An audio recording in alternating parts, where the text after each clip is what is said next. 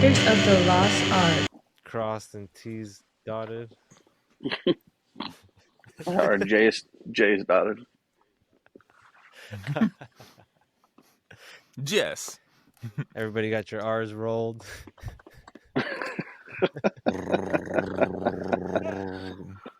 Yo, there's this one rapper, bro, that I follow right now, and he ODs on the R rolling. Like, it's like his style. That's crazy. Like, everything is. The What? Mexican OT. Yep. You know who I'm Hell talking yeah. about. Hell yeah. I love it though. He's dope. That's crazy. But I mean, it's just like really crazy. All right. Welcome to Faders of the Lost Art, episode number 9, coming to you live, hot and direct. My co-host, yeah, Crazy. of course, it's number 9, Bob. Nice. Co-host Bob Horn, Ken Lewis, Hey. Fareed Salamah, myself, Nico Hamui, coming to you live and direct. A big special shout out to our sponsors. Stuff that we use always, like Avid and Arturia. Y'all got any sponsors that y'all use all the time? Mixing Night Audio. Mixing Night Audio. Gotta shout out Mixing Night Audio. For sure. Big shout out to Mixing Night. Wednesday, once a month, right, Ken? Yeah, first Wednesday of every month is Mixing Night, but we also have plugins. We got Greenhouse at Mixing Night Audio, and we're developing LOL Comp right now, and LOL Comp is in beta and should be available June or July, probably through Splice. Nice. It's gonna be ridiculous. How do I get on the beta team? Are we looking Yeah. for extra salty individuals for the beta team? I can slap you guys right onto the beta team, no problem at all. Sweet. I want to make sure that it's stable enough before I put it in your guys' hands. So let me get some early reports, and you guys will definitely all have it. Let's go. What's it called, Ken? LOL Comp. LOL Comp. Nice. Love it. It's like, but it's not. It's a compressor, but it does far more than a compressor. It's like a chains plugin. So it's basically 5 of my different processing chains that we've managed to put under the hood with a drop down with some like tailoring functions, and we smashed it with this one, man. Oh my god, I'm finding myself I haven't been using almost anything that I used to use that got put in under the hood of this plugin, and it's like one knob turn with a result. You can choose 5 different chains and see which one sounds best on your signal, and awesome. It's doing exactly what we've been trying to get it to do. So we're pretty stoked right now, dude. Sweet. So sweet. That's super exciting. Yeah, plugin development is for a small company like ours is I'm sure nothing like what Slate is doing, but you know we're trying to get by. It's come a long way, man. Plugin development. Yeah. Dude, the things that you can do as a small team is astounding. Like we just got a team of 4 and we're going at it, and so we'll see. But I mean, the hardest part of everything is marketing. I mean, we've sold a bunch of copies of Greenhouse and we're not close to break even yet. That's just the way it goes. Oh, wow. Crazy. Yeah. That it's really hard because that becomes a super crowded market. You guys all get the Waves email once a day. Yeah. Plugin Alliance at least once or twice a week, and that's what everybody else is competing with. And you're like, well, Yeah. But I don't have to sell as many plugins as them to survive as a company. So can we go down the list of like valuable emails versus maybe not so much? Because I feel like some of them kind of like promo the same discounts, like Plugin Boutique versus whatever one you just mentioned, Sweetwater. And then if you're signed up to each individual company's email, you also get them. You got to figure this out, guys. It's a lot. Yeah. I feel like the better ones are the ones that give you some sort of like, here's what we want you to buy, but also here's somebody who really knows how to use it, and they're going to show you 3 or 4 really cool things with it. So if you do get it, you're not totally lost. A good like those kind of marketing emails, I'm like, okay. A good SEO trick is Thank you so much. for companies is to have a free plugin and SEO the heck out of the website with that. So when a kid searches free plugin, that company comes up. They go to the page, and there's not only that free plugin, but also the ones for sale. And you'll be might have to try that. featured on Pro Tools Expert because they always do the free plugins. Yeah. Yep.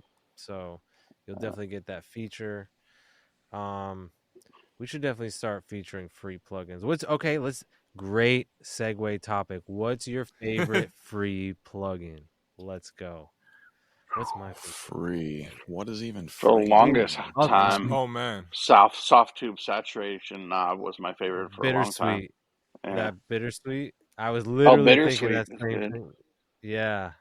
I once did a remaster of a Stevie Ray Vaughan live show, and I used Bittersweet, and it really like transformed the depth of the balance because I didn't have any multi-track or anything. I just had the video and its audio, and I used Bittersweet, and it just like kind of rebalanced stuff.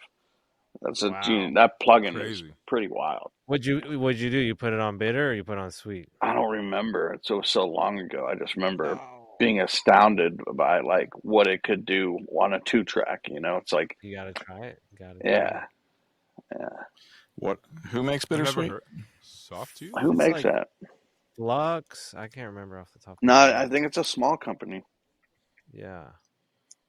Wow, I never heard of this plugin. Possibly called Flux, if I remember correctly. I'm gonna go broke on this. What show. are the other? Well, Thank God this this one's is a free. free plugin section. Let's go. Who else has a? Free. Yeah, I can do free I'm Bittersweet. trying to think of free plugins. Shout out Gary Noble, man. May he rest in peace. He put me on to the TDR Nova. Oh right, yeah, that's free, and it's a fire. And the Koletnikov. I don't think that's free, but it's a good one too. Yeah, Tokyo Dawn. That Isotope vinyl I use like crazy, or at least I used to. I haven't played that in a while, but that was a dope free one. Super easy and fast to use. Isotope, which one? Vinyl. Oh, Isotope vinyl. Yeah. It's a good one. Yeah. They've got a few free ones. Yeah, that Isotope has a doubler. Also. Isn't that Mellow-Fi free? Is that Arturia? From Arturia? I think so, yeah. Yeah, that thing's awesome. The filters on that are cool. Arctic is free. Oh, that's amazing. I actually use that on my 2-bus every once in a while. That is free. Sick. Oh, bro, that you put me on a mad free stuff, Bob. The compressor Kismo or Chemo? Oh, Comprescamo? Yeah, that thing with the one knob. That thing is free too. Comprescamo? I love that name. Yeah, I gotta check that out. Let me write that down. Comprescamo. Amazing. No, Bob is the GOAT on like plugins, man. I'm like, what the hell? He definitely is. I think Bob's frozen right now. Speaking of which, for Plugin Land, the next mixing night I think is June 7th, and it's going to be the Mix Bus episode. So I definitely wanted to pick your guys' brains on like, all right, what are you guys using on the Mix Bus? What should I be showing on the show? What are the tragic stories to be avoided? And, anything. Nah, that's why I texted you, Ken, about that. Recently I had a wideness issue with like one of my clients where like, okay, the ad libs and some of the instruments are a little too wide. Yeah. I think we just lost Bob. He'll be back. He'll be back. Oh, camera shake. But nah, and so I would, I do a little mid-siding on my EQ, and the EQ of choice I've been using was the like the Citral EQ from Arturia, but so it has like a mid-side option, and you can do, I'd gain up the side just a little. Right. Like I use BX Digital for the same thing. Exactly. Yeah. Just give it some space and width, but I'm scared of what that would do to my summing it down to mono, phasing issues and stuff like that. You know what I'm saying? On the headphones it sounds fine, but I don't know what everybody else is listening to. And are people really listening in mono anymore? I don't mix for mono.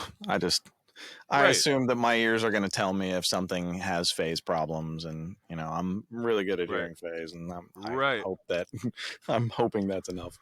Well, phase peaks out, man. Like even if you have like a bunch of multi-tracks playing, you'll hear something very like you'll hear it sound strange and thin. So what I do to the mix bus instead of or what I do a lot of times to get width in my mixes instead of like super widening the mix bus, which I'll widen the mix bus a touch, but I'll usually find like a dark pad or something with like rich lower mids that isn't a crucial element in the mix. It's just there to kind of fill up a little bit of room. And I'll take that and I'll take one band of the side of the EQ, like at 400 at like a Q of 1. And I'll put that out maybe 3 to 8 or 12 dB.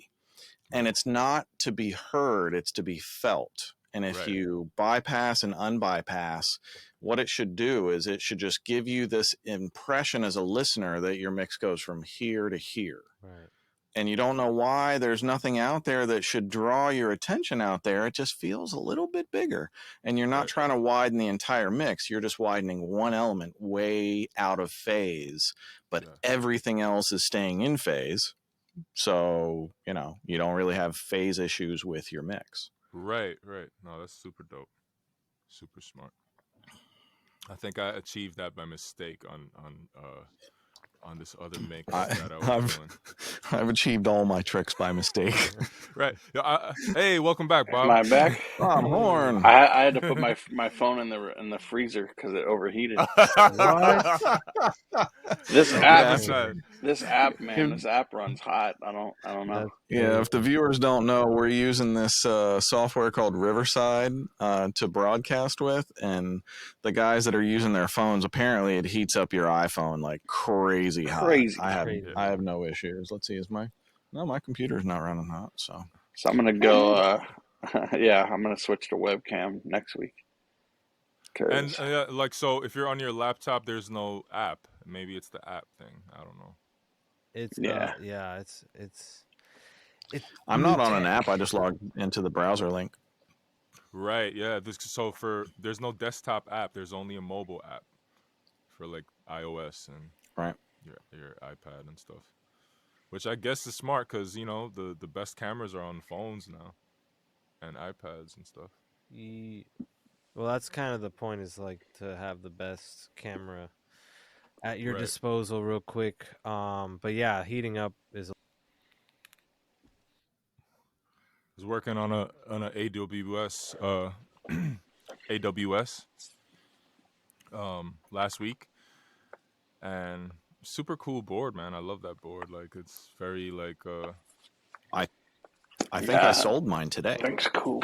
No way! Congrats. Yeah, I've been really. It's been up for a while, and I believe a couple guys from Kansas City. I'll try and find their names before we hang up, but yeah, they're trying to lock in the deal today, and they're planning on driving out this week and picking it up. And fire. I hate seeing it go. I fucking love that board, but Congrats I love to seeing them it go to a good home. So selling it. Did you like working on it? I loved it. I had a blast. Yeah, I guess with all the SSLs, like if you don't use them, the switches get a little dirty. But they clean up pretty quick, right? Yeah. If you I don't know, that little like lube. Were you mixing or tracking? I was tracking, but so what I do a lot, I'll throw one of these guys as a scratch mic, right? And I'll just have that while the producers are cooking up, and so the writers can like lay ideas and stuff. And I like to run it through like the dynamics section, through the compressor on the board, just to control the peaks a little because it's live, you know what I mean? And like one singer is like super low, and then the one person's like and it's just like instead of me always like reaching over there, like I just throw a compressor on there to tame the peaks a little. But what I found is the gate or the actual compressor, like as soon as you hit the in button, it's very scratchy, and sometimes mine is too hard.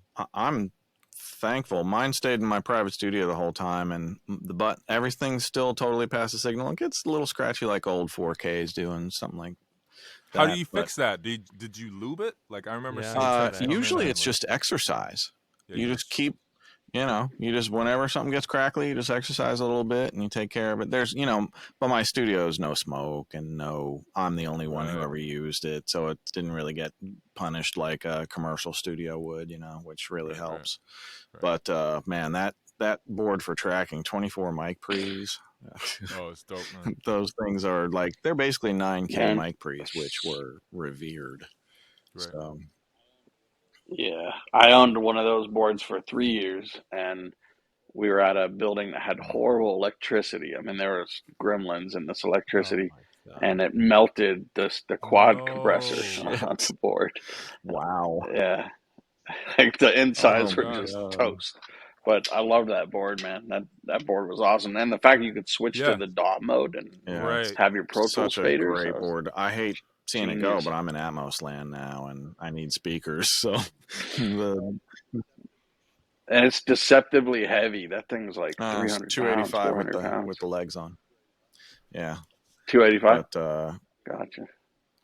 Feels you like don't a want to million. lift it on your own. That's for damn sure. But yeah, man, I'm gonna miss that thing. Oh well, the age of analog. I still got all my analog outboard. I think I'm gonna get one of those flock things and retile my outboard back in. Nice. So all is not lost. What are some of your outboard that you like? I have a Sontec MEQ or MEX 250, MEQ 250EX, one of the Sontec badass ones. It's phenomenal. I got a Lang PEQ1, PQ1C. Nice. The Lang Pultec. That thing is a monster. I just sold my DIM D. So I got the Manly Verimue. You sold the DIM D. When I heard the UAD DIM D, I was like, I think I should sell mine. Yeah. Arteria's with the mix knob too. This shit's crazy. So I don't know. Yeah, it's pretty fire. I don't know. I put that UAD DIM D right up against mine. I was like, oh, okay. The UAD put this shit on eBay. Yeah, the UAD one. It sounds exactly like the analog outboard. Yeah. Their AMS is fire too. I'm not gonna lie. RMX 16. Oh yeah, that's fucking. I think I use Pultec Pro Legacy on every mix I do, like from UAD. You know that speaking of the AMS, they make a 500 3-space AMS, and that thing sounds amazing. I would like to get that. Yeah. What outboard gear are you? Kind of worth coming out of the box for.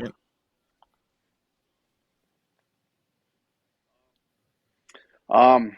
For vocals, I use Locomotive 14B, which is a small company out of Missouri, but it's a Verimue, and it has a real nice tone to it. And then my Pultecs, of course, and then the oven. And I kind of rediscovered my HG2 black box the other day, so I'm just starting to use that again. And then the only other thing I use is my Ricasti. Everything. I do have a retro stay level, but I use that less often. But it's great. Yeah. The other day I used it on a drum loop and a Rhodes, but it's just a great thing. I just got in the habit of using the plugin, and it was sitting there, and I was just like, let me try the real thing again. And how did they compare kind of cool. The plugin and the real thing? It's kind of similar to the oven. Like the real thing is like maybe 15% better, but the plugins are pretty great too. Yeah, it's just something about analog saturation that it just has a thing. I guess I don't know, is it non-linearities or what it is, but it just seems more alive. Like that's the only way I can put it, I feel you. I think that's what I'm getting out of the Verimue. I hit the Verimue so hard that it's slowest attack, slowest release, and I murdered that thing. And I asked Ivana Manley one night, I was like, Ivana, these are my settings. It is like the miracle box for me. Why does this work? And she says, I have no idea. I'm like, I don't either, because I'm not only getting compression out of it. I must be saturating the tubes. Right. But it's like the fucking cheat code. You lose a little bit of big fat kick low end impact. So if you have a song that you really want a big fat low end kick, the Verimue is probably not the best choice. But other than that, for general leveling of a mix, long before you get to it, like a finishing limiter, this is like step one. Is it just makes transitioning into and out of like choruses, back into post, back into verse, makes your job so much easier. Shit just comes together. And I used to really fight with transitions. You get the verse sounding great and you get the chorus sounding great, but the two just didn't go together quite right yet, and you had to fight with them. With this thing, it's like you slap this on and it just kind of works. So glues it on. and the UAD makes the Manly Verimue really a plugin as well, and it took me a long time to get anything that matched my settings, but I think the plugin is really close now, and for a slap it on and go, it's great. You use that on your mix bus? Yeah. Fire. Yeah, that's pretty much where the only place that it lives. There's either the analog Manly or the digital Manly. Is almost always on me. Unless I need big, fat, punchy kicks that are kind of dominant, then I'll go with something else, like SSL 2-bus or something like that. The SSL saturator is great on the mix bus, too. A little bit goes a long way. It's like, I think one of you guys turned me on to Standard Clip or something like that. That's really dope. Yeah. Standard Clip's good. That X saturator from SSL, I've been using that just in small doses on the mix bus now, and it's just like, so I'm better. I don't use any outboard gear. One of my favorite pieces of all time is the Moog EQ4M, and I use the Mag in I use that on my mix bus, and pretty much unless it's like super heavy, like you said, super heavy low end or something like that, it just really helps with depth. So that almost always lives on my mix bus. But I'm using the God particle a lot. Like I kind of wrap my head around what what it's gonna come out as and how to spank it and what's too much and not enough, et cetera. So that's kind of pretty much living on my 2-bus as well. So a mix that I just did last night, I put God particle on the 808. Crazy. And it was great. I was like, this 808's nice. A little light, could really use some ass end. I wonder what God particle would do. And I just slapped that shit on, and it was like, what did you have the middle knob set it to? was whatever it defaults to was what I left it. I was like, 100. Better? Okay. Like, nice. I think people think a lot of times we like really super labor over these decisions, and some guys probably do, but I'm like, if anybody see me sprint mix, that's kind of my thought process, is like, get everything in the mix, get it really close to in the ballpark as fast as I can, and then slow way the fuck down and just listen to the fine details for as long as I need to. But the initial moves are really broad strokes, I think a huge difference between guys like yourselves, like Bob and Ken, and the Dave Pensados and the Manny Marquins, and people who are doing it at that level, compared to like a lot of other mixers who are still up and coming, is we're still trying to gain confidence in our moves, in our brush strokes. Where like a Picasso or a Leonardo da Vinci, they're so confident because they're just, this is my art, this is what this is what I do, I live and breathe this, and where I don't know, like even a lot of other engineers I've seen, like they have the same level, they have the same skill set or experience, but they struggle with the decisiveness, or they struggle with.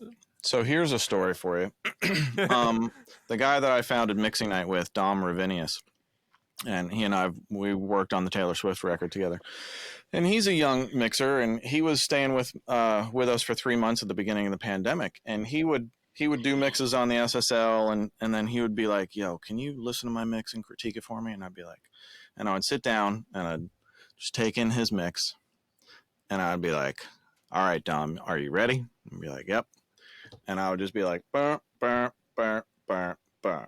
It was never more than 4 or 5 moves, and it was never more than 10 or 15 minutes. And all of a sudden, his mix completely snaps into focus. And that's what I think a lot of people struggle with. It's like that, that meme where you're on the 1 yard line and you give up and you had no idea how close you were to the finish line. Right. And I think as a young mixer, especially when you're questioning everything, that's a huge problem, because usually you're only a few moves away, but you just don't yet know what those moves are, and you don't have the experience, the confidence. Like me and Bob have mixed thousands of fucking songs. So for me, I just listen to a song and I go like, oh, okay, it just needs, okay, yeah, and I'll try it, and then I'll evaluate, But so you're probably far closer than you think when you're getting stuck. And yeah, obsession is a big problem with mixing. And I don't know, like I had years where I was super obsessed over every band of EQ, and I notice a lot of young guys get in this mindset of have to, like I have to have this plugin, I have to do this technique, I have to do this, and that's completely wrong, because if you give Ken a Mackie 1604 and an Alesis MIDI verb, he's still gonna hear the finish line and try to achieve it. He might miss the Soothe plugin, but he'll find a different way, and that's what definition of engineering is figuring it out with what the tools you have. I've been training myself to do that lately, because I used to be that. I'm not gonna lie. I used to be that douche that people hated, that will show up to session and I have to have my plugins. I have to install a bunch of shit that I was using at the time, and it would crash the studio's computer, and like I was that guy, So like eventually I started like, look, man, I'm gonna just make things work with what I got, and it works. Like I think some of the absolute best advice I can give any creative, but certainly a mixer, when you're trying to find what the finish line is, we get so in our bubble. Even I can listen to the same piece of music for 2 hours, step away for 5 minutes, come back and hear shit that I didn't hear for 2 hours. Right. This is everybody's problem. So put yourself in the shoes of a fan who's never heard what you're working on before, and ask yourself, from the fan's perspective, push back from the console so you can't touch the controls anymore, and just hit play and stay back here, and you don't do anything but close your eyes and listen as if you were a fan that had no idea who this artist was. And your perspective is going to change radically. And then you can make decisions based on like, oh, I get it. There's a marketplace that I'm trying to capture that I want my client to do well in, and I need to listen like a fan. I need to listen like a listener. And a lot of people just haven't learned how to do that yet. And it's a real superpower when you can switch to that perspective. So there's tip of the day. Right? Yeah. Technically perfect mixes are great for your ego, yourself, your mental state. But I have plenty of mixes that aren't even close to technically perfect, but they made the clients happy and they just felt good, And when I hear them, I'm not listening to the song, I'm listening to the mix, and I'm like, I don't want to hear this, but they're happy still to this day with it, Every big mix shootout I've ever won, the bigger guys' mixes were perfect, flawless. Mine felt better. And at the end of the day, nobody cares how pristine your mix is. They care if it moves you right here. Right. So. Yeah. You got to get out of your head. Yeah, I see a lot of people, or a lot of cats would go immediately to sweeping filters. I mean, not sweeping, like sweeping frequencies, and just EQ a bunch of frequencies out, and like I've recently started doing that again, because in the beginning I used to do that, and then I'm like, man, it sounds hollow. I think I'm taking away some fundamental frequencies that, because not everything that's spiking is bad, like some of the root notes or the fundamental frequency of the if you look for something to remove, you will definitely find it, whether you should or not. See, look, I never even thought of that. That's true. Yeah. So one thing that I love that I've discovered in the last year is, I don't even know what name to give it, but very, very wide bands of EQ. I'm talking, let's say you're gonna boost 1K. So the sides of it would stretch up to like 5K, maybe 6K, and the other side would stretch all the way down to like 500. So we're talking wider than normal bands, and then just doing smaller amounts of gain and tonally shifting. I guess that's a good term for it, tonally shifting a sound. So it's like, instead of you get surgical with 1.2 and then push up 800 and just first do a really wide band, think like a mastering engineer, you know, and kind of trade frequencies with wide bands. It's more musical, and you can tonally shift something and then get surgical if you need to after that. Tilt is one of my best friends. One of the first things that I do, I listen to something. Fire the Tilt. Do you know that? Do you use that one? I use Fire the Tilt, the Boz digital tilt, and I use the Jesse Ray Mixland tilt. And Lol Comp has a tilt in it. So cool. Yeah, so everything that I do with everybody else, I just put into my own plugin. I'm like, I don't need you anymore. Here's a tilt. Boom. And but that's like, so for those that don't know what a tilt is, say, for instance, you center your frequency at 1K, and here's your 60 hertz and your 20K. And if you tilt it this way, 60 hertz gets fatter and 20K gets darker, and everything in between kind of goes up like you would line up a graphic EQ. Or this is much brighter with a lot less bass. So if you envision... like a seesaw. Yeah, so if you envision like a vocal, and you get like... You hear a vocal and you're like, okay, it's a little bit muddy and it's a little dark. My first move is often a tilt, because a little muddy and dark, tilted, pulls the entire perspective of that frequency range much more into correct perspective of what I want to hear. Then I can compress, then I can EQ as needed and DS. But my frequency spectrum from the beginning isn't being shaped by this carve and that carve. It's like, oh, this feels much better. The mic probably should have done this in the first place. Wow. Yeah, tilt is a powerful fucking beast, man. I love it. Yeah, I love that Acoustica Fire the Tilt. That's a fun one because just one big, knob. And the other one you mentioned, Jesse Ray's. That's a great one. Yeah, the Mixland tilt is really, and they have a free tilt too. Talking about free plugins, free tilt from Mixland. Wow. Yeah, and it's like I started with the free tilt, and I got that, and I was like, shit, it was like $20 for the full thing. Okay, so yeah, he makes some dope stuff. Does Pro Q3 do it too, or like Kirchhoff? Does any of these EQs do the tilt in them? So who else does Tone tilt? Lux, UAD Tone Lux tilt. Like Masterdesk Foundation is tilt. If anybody uses Plugin Alliance Masterdesk or UAD Plugin Alliance Masterdesk, really, the Foundation I knob use that, but is I didn't know that. That's great. Yeah. Got you.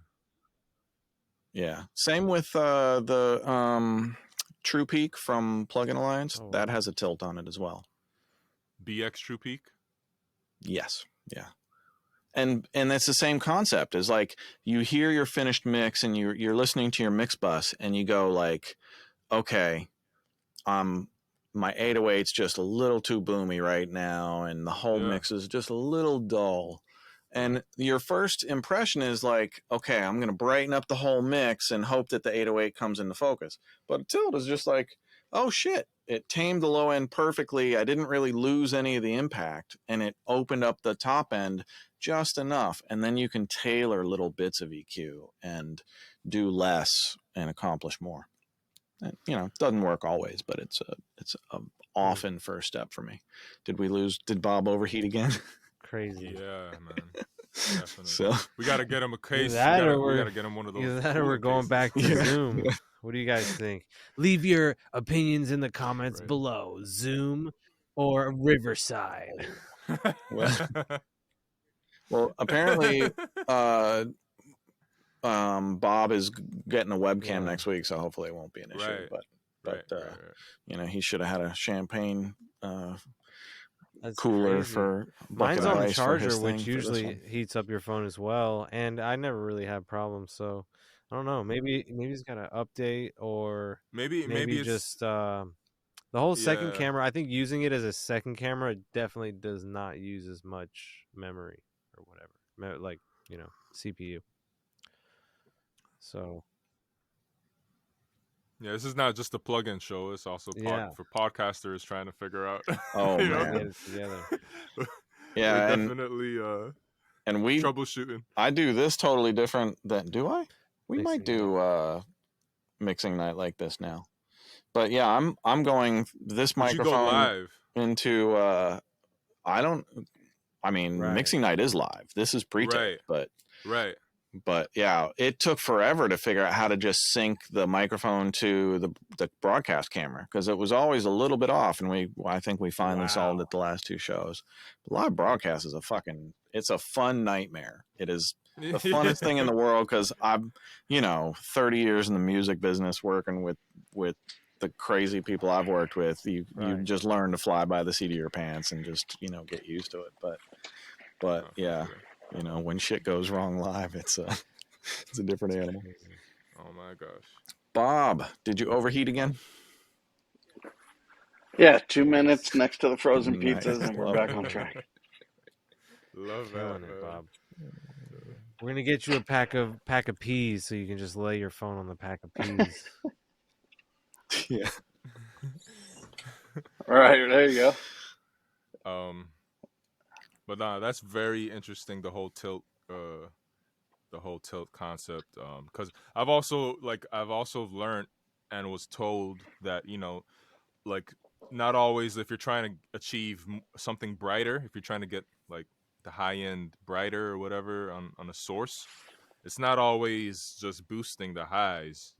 Dipping out some of the lows might give you that same perception. Like, okay, this is now a brighter track, without boosting the highs. You know what I mean? Right. Does that make sense? Like, yeah, totally. Because bass drives RMS, so you may have a track that before you put your mix bus compression feels really big and balanced and bright and everything, but then you start getting your compression levels enough to get it broadcast level, and you've got way too much bass and it's dark again. And you're like, now you're thinking about, do I have to turn down the 808? But it might just be a little bit of a tilt.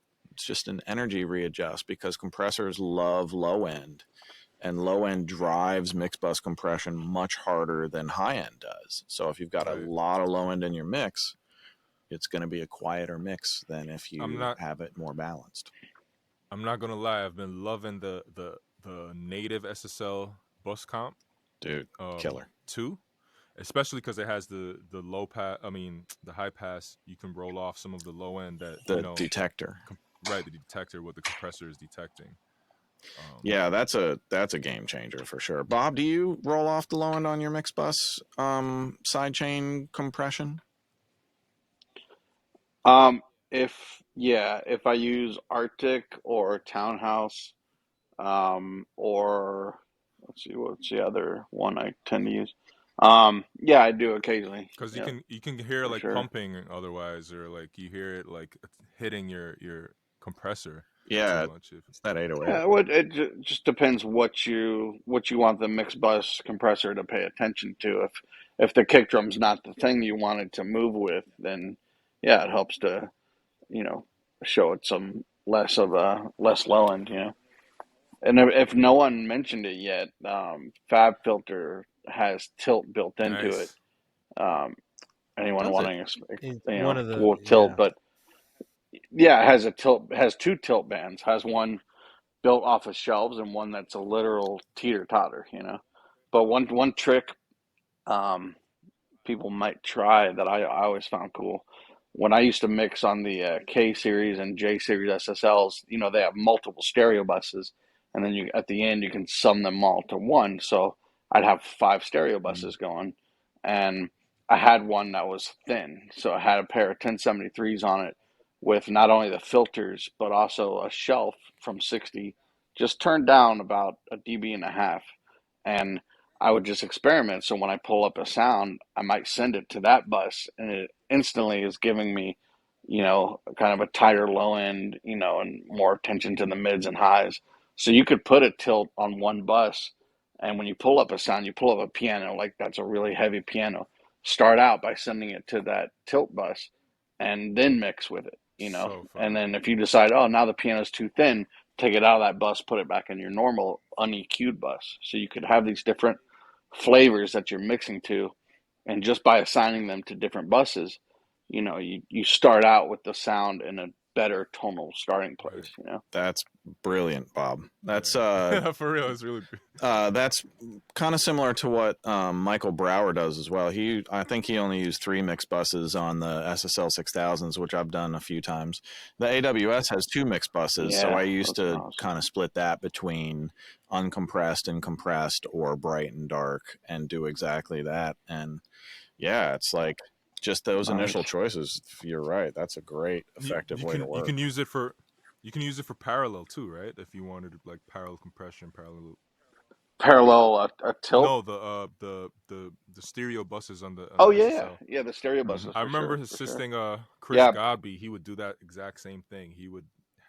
Brower was always really complicated with it. Like, he would have a pair of distressors on a bus and just push stuff into it hard, and it's like, I mean, I feel like if I do the Brower type thing, I could mix myself into a corner that I can't get back out of. But he was genius with it. Just how much to give it. Yeah, I don't use a lot of bus. Like, I don't have a drum bus and a guitars bus. I try and keep everything kind of separated out. And then if I want to combine things to, like, backgrounds, I might bus all together so I can add the same effect to everything, or compress the backgrounds as a group or something. But usually I keep everything separate. Of course, I have a lot of processing power, which helps. My mind literally breaks when I think of printing stems and all the parallel and bus, and like how things are hitting each compressor. I'm like, it's not going to be the same. It'll never be the same. Like, we can't. How do we print stems? So, but it's cool. It's tough enough just getting stems with the mix bus. Right, exactly. Like, if soloing one vocal and printing that, it's not going to sound the same as if all the vocals were together hitting the mix. It's not going to sound the same if the instrumental was playing. Totally. Or when it gets recombined. But that's the world we live in. Yeah, I can't. My brain will break if I start thinking like that. That's why, like, I don't understand for the fucking life of me why there are mastering engineers doing stem mastering for that reason alone. Like, I understand it if you're a shit mixer and you really need somebody who's going to save your ass. That's why. Like, okay, stem mastering might do that for you. But for anybody who actually knows what they're doing, whenever a mastering guy asks for stems from me, I'm like, this isn't going to be recombined exactly the way and then you make all the decisions that after my class, or vice versa. Like, sometimes the mastering, they'll master the acapella and the instrumental, and and then the label's like, oh, I need a super, super, super clean version, man. Here's the acapella and here's the instrumental. I'm like, bro, it's not the same, bro. First of all, mastering did, like, metadata, that I'm not doing, right. And then, it's not going to combine the same. It's going to be close, but, it'll be acceptable for most, but definitely not the same. Yeah. Not a single. I know mastering engineers are looking at these stems and they're going like, what do you want me to do with this? They're probably, like, bouncing everything down together and just working off the 2-track, like, yeah. Who knows, man? Yeah, I'm mastering a little bit more lately. I haven't. I only do it for like clients who I also mix for, who have had other mastering guys master and come back and gone like, can I just release your version? Yeah, and then I've been noticing that a lot more, man. Yeah, because I think it's the same with, like, a rough mix to a final. They fall in love with what they approved, and a mastering engineer is probably going to change that a little bit. And often that's totally okay, but sometimes they're just like, no, we just had it perfect. And so yeah, like Scrizzly Adams, I'm even mastering all of Scrizzly Adams stuff that I'm not mixing now, because he just trusts me to know how his records should be finished. So. How the final version should play back on, like, from Tidal or something. That's important to me. I think a lot of mastering engineers right now, they're like, upload what you want, like, we're gonna master it, you upload what you want. And I feel like, that's kind of shooting in the dark. Like, tell us what to upload, give us the right versions for the right platforms, stuff like that, because like, yeah, certain things come back sounding louder than others, you know. And right now it's just like no real standard, you know.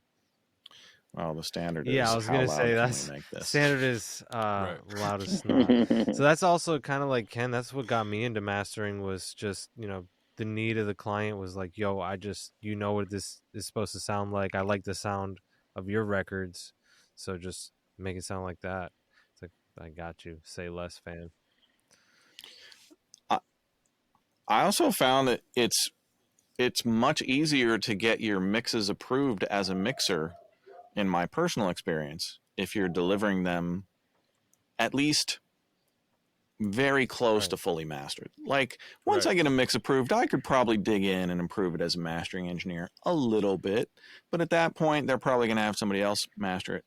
But Right. if, but I know that the mastering engineer is either going to have an easy day or they're going to use my version anyway. And that's happened a bunch. And because I want to take the guesswork out of it for my client, I want my client to know this is exactly what it's going to sound like on the radio. Mastering might change it this much, but not really. Right. And then I deliver an uncompressed version of the exact same mix to mastering. So mastering can hear the compressed mix that I delivered and the uncompressed so that they can redo it better. Exactly. Because that's their job. And let them shape the overall final tone of the record. And I'll give them plenty enough room to work, but they can hear what the client signed off on that's going to be really close to finished. So they're going to be like, okay, this is what we're going for. I can improve this. Boom. I did that with my last master. I sent, last song I sent in to get master. I sent them a ref of the master I made. I think it's the job of the mix engineer to not give the mastering engineer anything to do. Like that's my job. It's like you don't have to do anything, like Ken said, a walk in the park. Because it's just like the rough mix, Ken already explained it. You get the picture.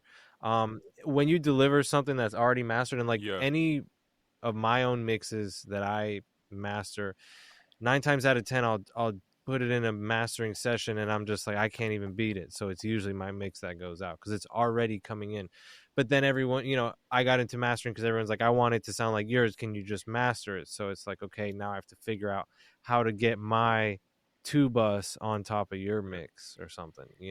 That's kind of what got me into mastering, but obviously a lot of steps in between. But the point is, hearing the end product, and we're also talking about hearing what does it take to finish a mix and what is a finished mix, or what does it sound like, and just knowing that is also kind of part of mastering, right? One of my funniest experiences with mastering as I started, especially doing mastering for other people that I hadn't done the mixes on, is I learned more about mixing as a mastering engineer than, I don't know. I definitely learned things that improved my mixes because I was listening as a mastering engineer with a different perspective and a different set of goals than I am as a mixer building my mix into a mastered mix. So it's the being able to master other people's stuff has changed the way I mix from scratch. And I almost, if I am mastering someone else's stuff, I don't want stems ever. Like if they really I really need help, it's like, okay, I got you. But it's like I'm mastering your stuff as a mastering engineer. I don't want stems. Just send me the 2-track, whatever highest quality. Has anyone ever used this program called Triumph to master? No. I used to mess with this program. It was a separate program, but I believe it was Waves Lab or something like that previously, and it turned into Triumph. And it's just like a 2-track editor,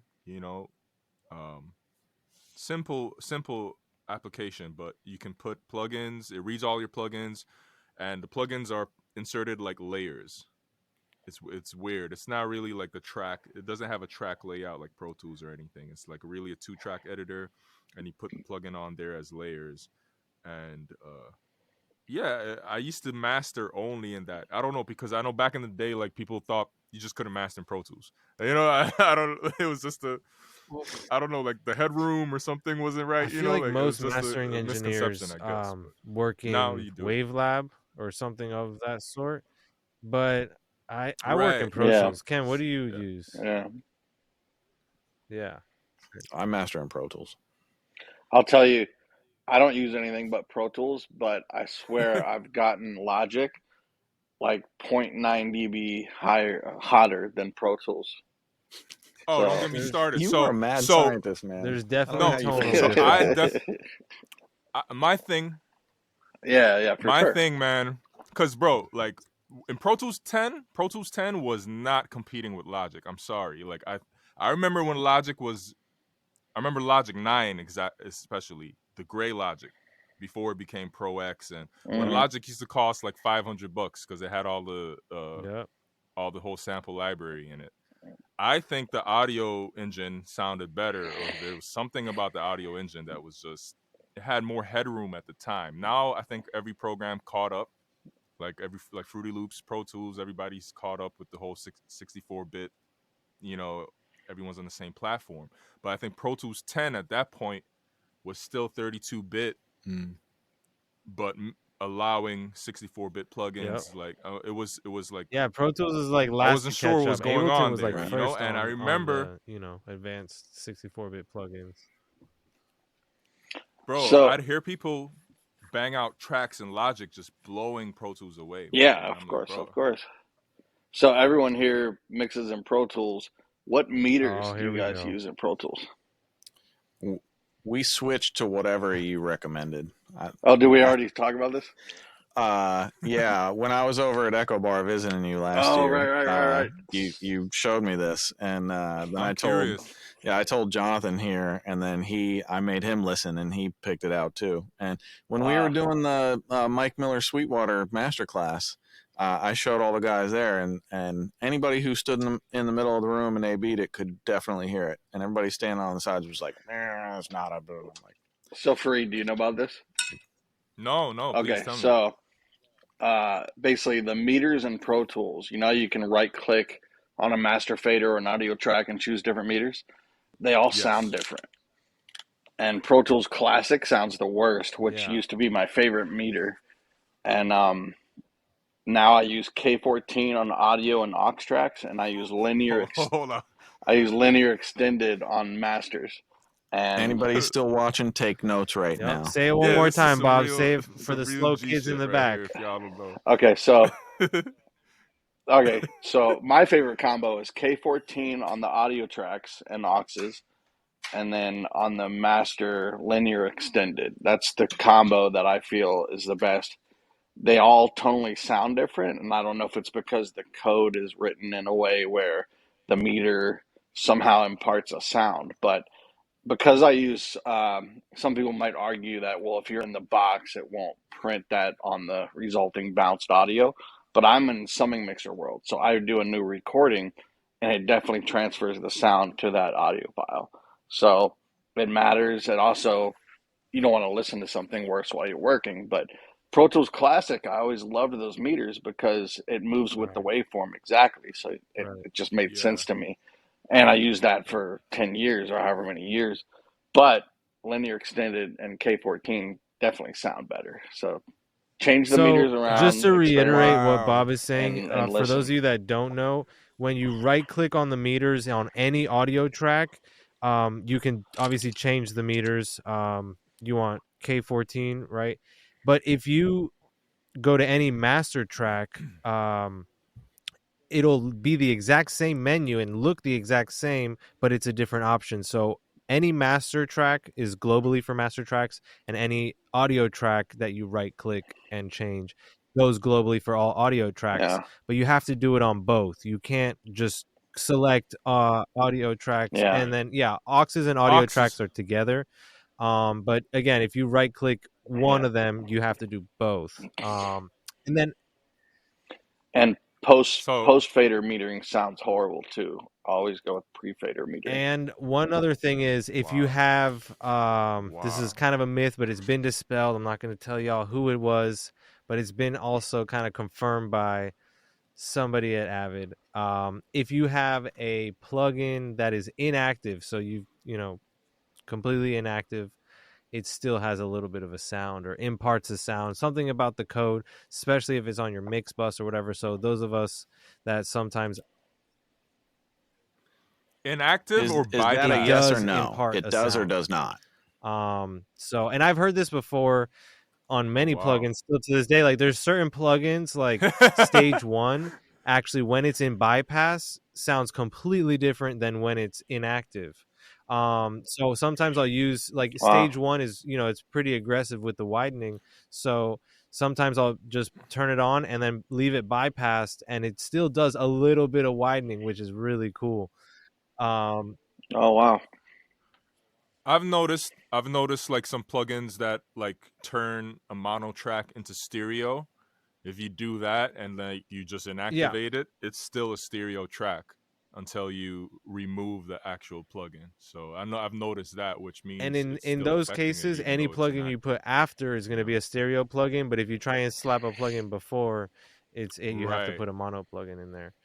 It won't let you. So yeah, it's try that out. It's really cool.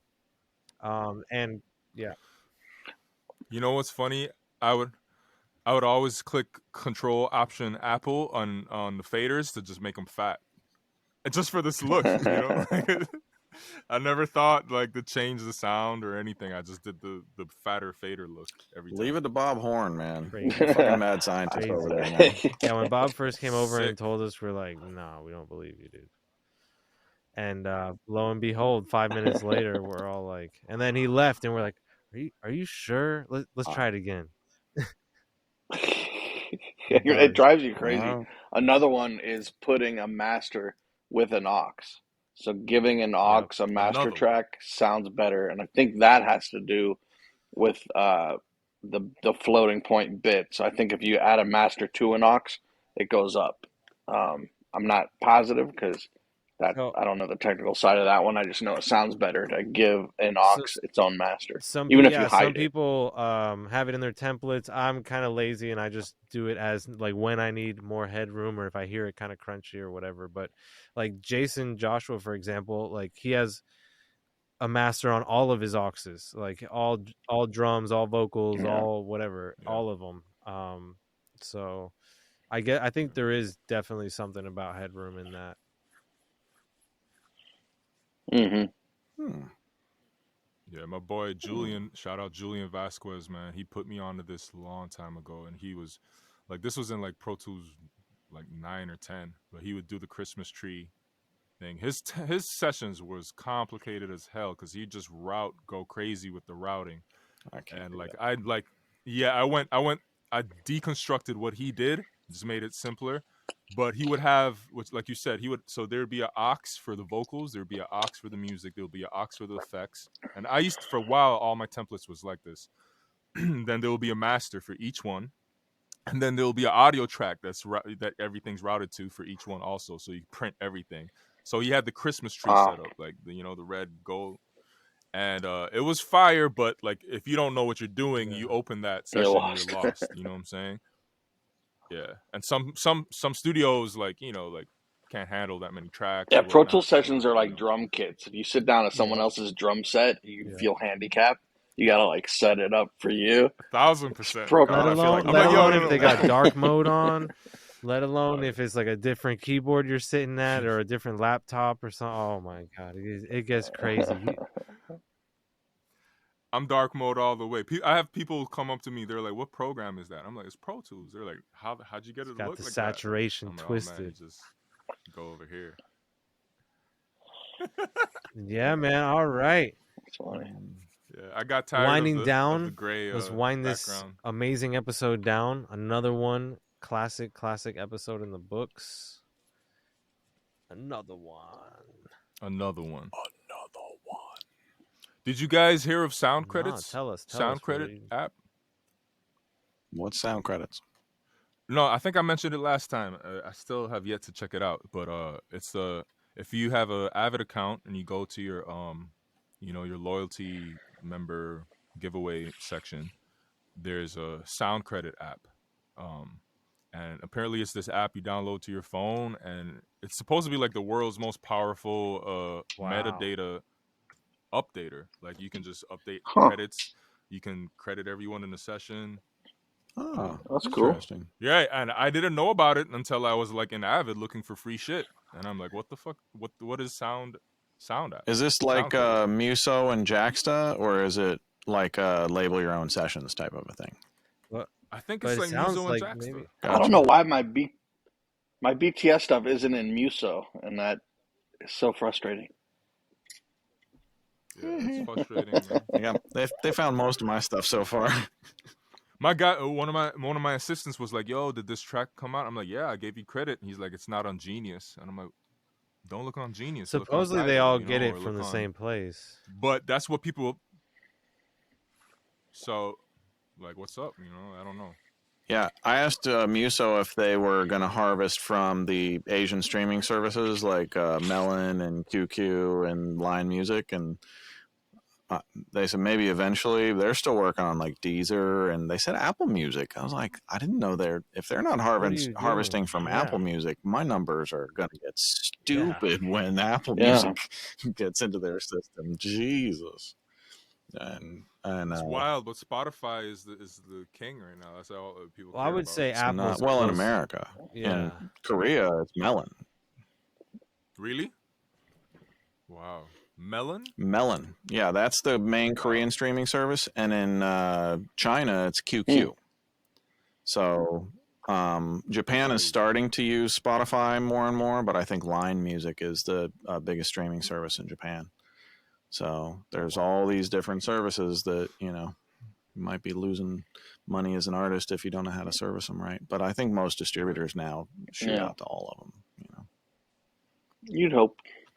But Well, all right, dude, killing it. Great amount of gems being dropped. Great info. Wow, this one was really jam-packed. Big shout out. Yeah, big shout out to each and every one of you guys. Thanks for showing up, for sure, showing out, showing some love to our audience, dropping the gems. Big shout out Ken Lewis, Bob Horn, Fareed Salamah, killing the game. Young legends, giants, all each in their own right. Thank you, Nico Hamui. Thank you, Big guys. shout out to Nico Hamui, man. Faders of the Lost Art, episode 9. Solo Dolo with the gang. All right. And that's about it. We're wrapping it up. See you all next week, fellas. Faders out. All right. Bye. Yeah. Don't forget to share, comment, like, and subscribe. And see you next time on Faders of the Lost Art.